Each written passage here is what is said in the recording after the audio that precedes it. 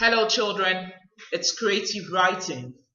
We're going to be reviewing topics we treated in class 5 and we will have an introduction to non-fiction writing. All the first term we're going to be looking at non-fiction writing. But before we go into non-fiction writing, let's try to remember some of the topics we treated or titles we treated in class 5. Did you think about those titles? Now, our learning objectives for these lessons: to list topics treated in previous class, to recall facts from treated topics, to review basic skills of writing, to identify and explain non-fiction writing. What makes a good essay? The title of your essay must be catchy, brief, and interesting. The introduction must be attention-grabbing and topic-related. So if you're talking about a rainy day, you don't move on to talk about a sunny day. You need to be consistent. The body of the essay must be logical and well-developed. The paragraphs must align. The conclusion should wrap up all points. Let's try to differentiate between the fiction and non-fiction writing. Fiction is not true. It is an imaginary writing involving imaginary people, things, events, and places, e.g., poems, stories, plays, some novels.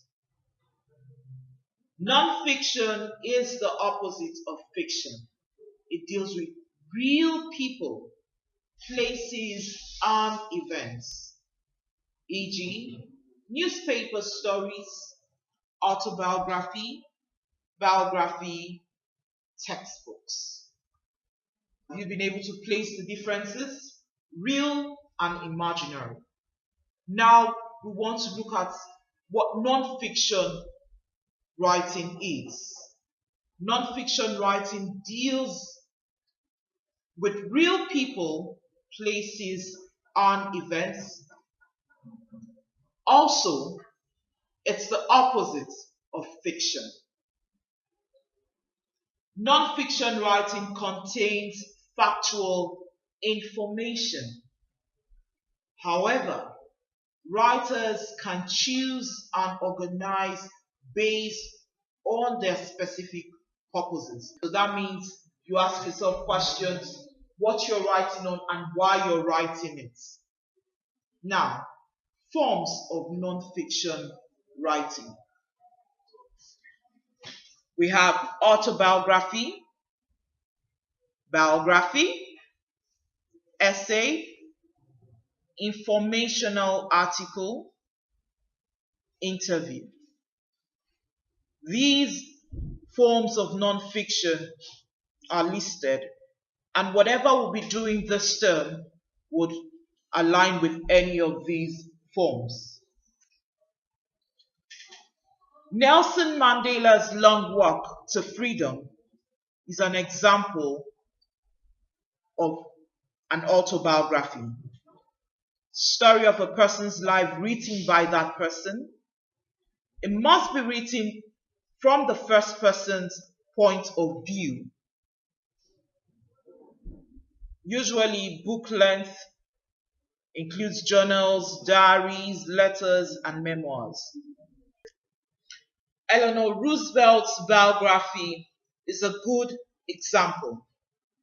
A biography is the story of a person's life told by someone else.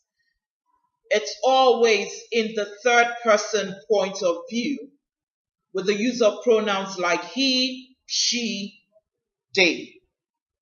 The writer is called the biographer. Same elements as fiction, such as conflict, setting, characterization, and place. Essay. short piece written on one subject, usually found in newspapers and magazines, and in literacy purposes. Why essays? To share opinions, entertain or persuade people, to describe anything of your choice. Informational article.